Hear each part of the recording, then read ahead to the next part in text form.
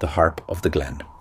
In a green valley nestled between ancient hills lived a weaver named Nora, a woman of 30 winters who could hear music in everything, in raindrops falling, in leaves rustling, and even in stones skipping across the stream.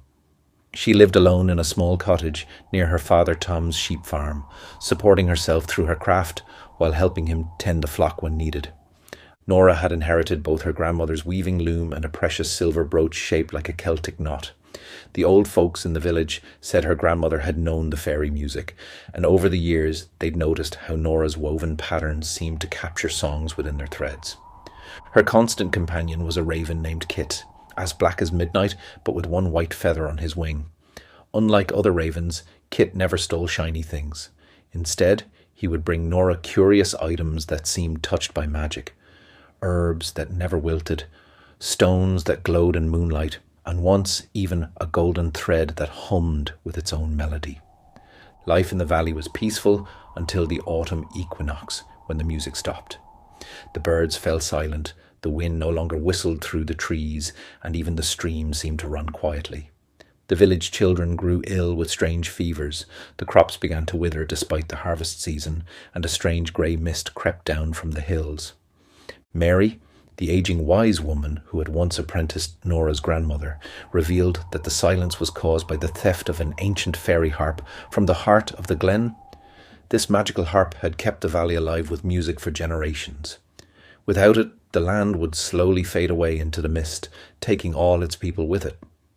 While the village council debated what to do, Nora knew time was running short. With Kit flying ahead as her guide, she set out to find the stolen harp. Her grandmother's brooch seemed to grow warm against her shawl as she walked deeper into the misty hills. In her search, she met 3 magical beings. First was a nobleman dressed in fine clothes, who offered her a position as his court musician and a life of luxury. Though tempted by the chance at a grander life, Nora politely declined, remembering her grandmother's words about the hollow nature of fairy gold. The second was a woman of otherworldly beauty by a well, who offered to make Nora young forever in exchange for her memories of mortal life. Again, Nora refused, knowing that her experiences, both bitter and sweet, had shaped who she was. The third was an old weaver, working on a tapestry of starlight, who offered to teach Nora the patterns of creation itself if she would take his place and let him return to the mortal world. Though fascinated by the magical knowledge, Nora gently refused, understanding that such power would separate her forever from the simple music she loved. Each time she refused an offer, her brooch grew warmer and brighter until it shone like a star against her shawl. Kit's white feather began to glow as well, lighting their path through the deepening mist. Finally, they reached a cave high in the hills where they found a Pooka, not in its usual fearsome animal forms, but in the shape of a man with shadows for eyes. He sat surrounded by stolen treasures, with the fairy harp lying silent in the corner, its strings tangled and dull. The Pooka had stolen it not out of malice, but loneliness, for though he could take any shape he wished, he could create nothing new of his own. Instead of fighting or bargaining, Nora sat at her loom, which she had carried all this way. She began to weave, incorporating the sounds she heard in her heart, the music of raindrops and rustling leaves, of skipping stones and flowing streams. Her brooch glowed brighter with each pass of the shuttle, and Kit added his soft caw to the rhythm of the loom. The Pooka watched as music took physical form in her weaving. His shadow eyes reflected the patterns she created, and he began to understand that creativity wasn't about perfect power, but about weaving together the pieces of one's experience into something new. As Nora's weaving neared completion, the fairy harp began to play on its own, adding its voice to her work. The Pooka realized that he didn't need to steal beauty. He could learn to create it himself. He agreed to return the harp to the glen, asking only that Nora teach him the art of weaving songs. As they carried the harp back down the hill, its music began to wake the valley.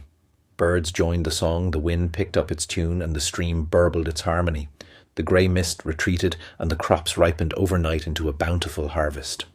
The village celebrated for 3 days and 3 nights. The Pooka, now able to take joy in creating rather than just changing, became a friend to the valley. Kit's white feather remained forever luminous, marking him as a bridge between worlds, and Nora's brooch, when eventually passed down, was said to still carry the power to weave songs into reality. They say that on quiet evenings, if you listen carefully, you can still hear Nora's woven songs in the wind that blows through the glen. And sometimes, if you're very lucky, you might see a raven with a glowing white feather leading creative souls to where magic still lingers. This tale reminds us that true artistry comes from living fully in both the mundane and magical worlds, that loneliness can be transformed through creative connection, and that the greatest power often lies not in what we can take or become, but in what we can make and share with others.